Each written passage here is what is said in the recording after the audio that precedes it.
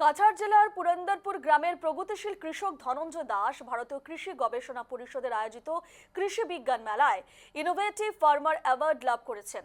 পুরস্কার গ্রহণের পর ধনঞ্জয় দাস প্রধানমন্ত্রী নরেন্দ্র মোদী এবং অসমের মুখ্যমন্ত্রী ডক্টর হিমন্ত বিশ্ব শর্মাকে বিশেষ ধন্যবাদ জানিয়েছেন। তিনি বলেন, সরকারের সদিচ্ছার জন্যই তিনি শুষ্ক অঞ্চলে নতুন শস্য জাতের চাষ করে এই সাফল্য অর্জন করতে পেরেছেন। মাসিমপুরের কৃষি বিজ্ঞান কেন্দ্রের নির্দেশনায় তিনি জেলায় এর আগেও অচেনা শস্য চাষ করেছেন, যা কাছাড়ের কৃষি ক্ষেত্রকে নতুন উচ্চতায় নিয়ে গেছে।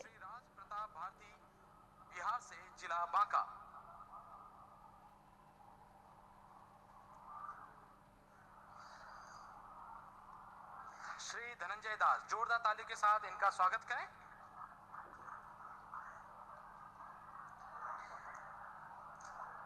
इस कड़ी में अगले किसान हैं श्री राज प्रताप भारती, बिहार से, जिला बांका।